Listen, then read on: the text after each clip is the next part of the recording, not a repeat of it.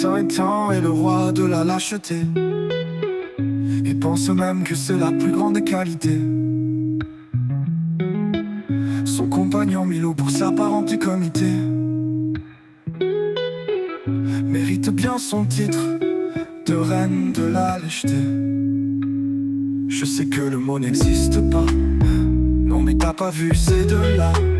Enfin je dis ça mais souvent ça tourne en plan A3. Suffit que la mère de Tintin ramène un pot de Nutella. Un conseil, ne leur dites jamais de vous visiter.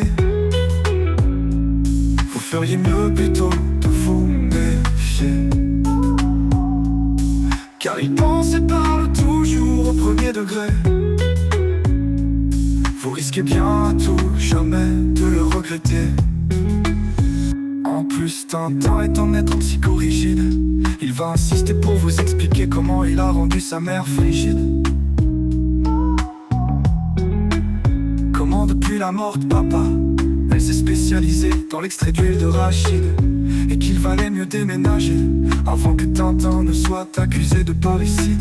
Chez eux vaut mieux mettre des gants, partout c'est dégoûtant, et en prime ça sent le nid de serpent. Faut surtout ne rien avaler même si c'est proposé gentiment. C'est un coup à avoir la tête qui tourne et à s'effondrer dans le divan, puis ensuite à se réveiller auprès du toutou à poil et de Tintin dans sa maman. Un conseil, ne leur dites jamais de vous visiter. Vous feriez mieux plutôt de vous méfier, car ils pensent et parlent toujours au premier degré. Vous risquez bien à tout jamais de le regretter. Alors c'est sûr que dans le quartier, ils ont mauvaise réputation. Vivre près d'eux s'avère être une véritable punition. Ici les murs sont fins et on a une parfaite audition.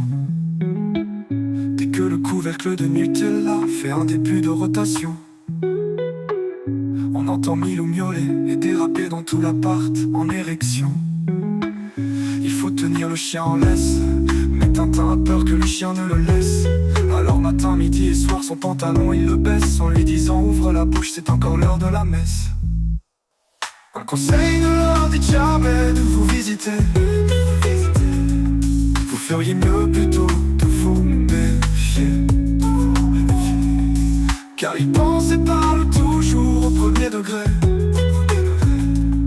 Vous risquez bien à tout jamais de le regretter.